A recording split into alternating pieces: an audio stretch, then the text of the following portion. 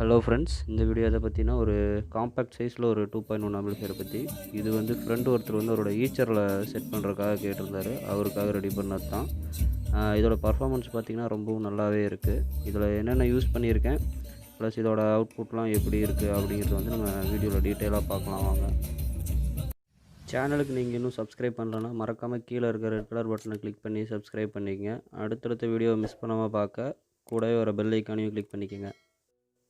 இதுதான் இந்த ஆம்பிளிஃபையரோட ஃப்ரண்ட் லுக்கு. முன்னாடி பார்த்துக்கிட்டிங்கன்னா உங்களுக்கு மாஸ்டரு, சப்பு, பேஸு, ட்ரிபிள் எல்லா கண்ட்ரோலரும் முன்னாடி இருக்குது. ப்ளஸ் யூஎஸ்பி போர்டு ஒன்று இருக்குது, ஆன் ஆஃப் சுவிட்ச் இருக்குது.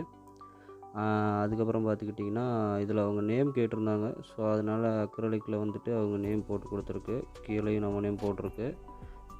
அதுக்கப்புறம் பார்த்துக்கிட்டிங்கன்னா பின்னாடி நம்ம கனெக்ஷன்லாம் எடுக்கிறதுக்கு வந்துட்டு நார்மலாக அந்த வண்டியில் யூஸ் பண்ணுற கனெக்டர் தான் யூஸ் பண்ணியிருக்கோம்.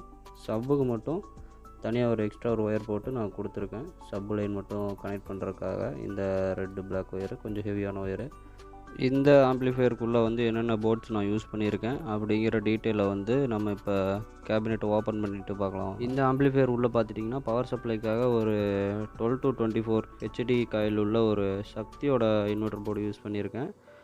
லெஃப்ட் ரைட்டுக்கு பார்த்துக்கிட்டிங்கன்னா TDA 2030 ஐசி யூஸ் பண்ண ஒரு ஸ்டீரியோ போர்டு யூஸ் பண்ணியிருக்கேன் லெஃப்ட் ரைட் ஸ்பீக்கர்ஸ்க்கு. அண்டு சப்புக்கு பார்த்துக்கிட்டிங்கன்னா ஒரு 2 ஃபெட்டில் ஒரு மோனோ போர்டு யூஸ் பண்ணியிருக்கேன். இதுவும் வந்து சக்தி பிராண்டு தான், நல்லாயிருக்கு பர்ஃபார்மன்ஸு. அதுக்கப்புறம் பார்த்துக்கிட்டிங்கன்னா சப்பு ப்ரீ வந்து 12 வோல்ட்டில் தான் யூஸ் பண்ணியிருக்கேன். 12 வோல்ட்டில் ஹைடெக்கோடது. அதே மாதிரி பிடி பார்த்துட்டிங்கன்னா டியூவல் சப்ளை பிடி யூஸ் பண்ணியிருக்கேன். இது வந்து ரொம்ப நல்லா இருக்குது, பேஸும் ட்ரிபிளும் சிங்கிள் சப்ளைக்கு. அதுக்கப்புறம் பார்த்துக்கிட்டிங்கன்னா ஒரு ஃபேன் கொடுத்துருக்கேன் பின்னாடி. அதுக்கு ஒரு ஆன் ஆஃப் சுவிட்சும் கொடுத்துருக்கேன்.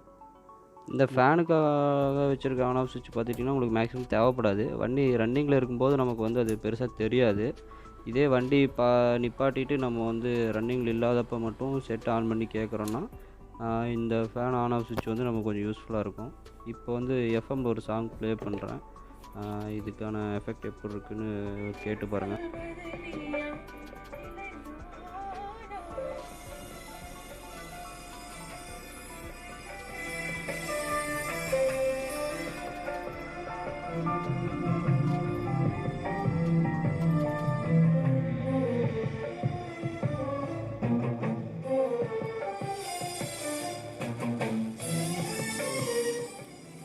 சொல்லப்போனால் சப் எல்லாமே இதில் வந்து லெஃப்ட்லேயும் ரைட்லேயும் பேஸ் வேறு லெவலில் இருக்குது. அட்டகாசமாக இருக்குன்னு கூட சொல்லலாம். ஏன்னா டியூவல் சப்ளை பிடி யூஸ் பண்ணியிருக்கேன். ஸோ பேஸும் தெளிவாக இருக்குது. உங்களுக்கு வந்து ட்ரிபிளும் வேறு லெவலில் இருக்குது.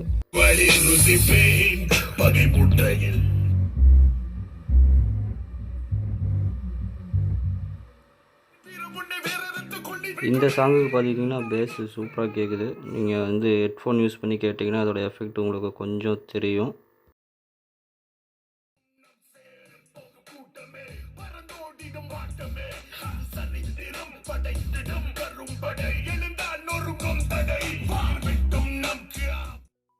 பின்னாடி பார்த்துக்கிட்டிங்கன்னா ஃபேனுக்காக நான் கட் பண்ணியிருப்பேன். ஸோ அது மட்டும் ஒரு மாதிரியாக இருக்கும். ஏன்னா அதில் வந்து ஃபேனுக்கான ஹோல் இல்லை.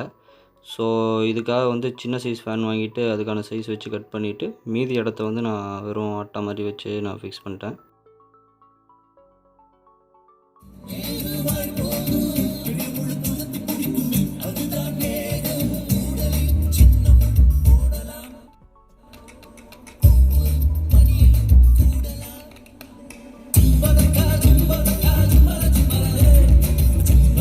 இதே மாதிரி உங்களுக்கும் ரெடி பண்ணணும் அப்படின்னா கீழே கமெண்ட் பண்ணுங்கள். இல்லை இந்த மாதிரி யாருக்கு தேவைப்படுமோ அவங்க கூட இந்த வீடியோவை ஷேர் பண்ணுங்கள். அப்புறம் இதோட கருத்துக்கள் எதாவது இருந்தால் கமெண்ட் பண்ணுங்கள். மறக்காமல் லைக் பண்ணி சப்ஸ்கிரைப் பண்ணுங்கள் சேனலுக்கு. லாஸ்ட்டாக தேங்க்ஸ் ஃபார் வாட்சிங் மை வீடியோ.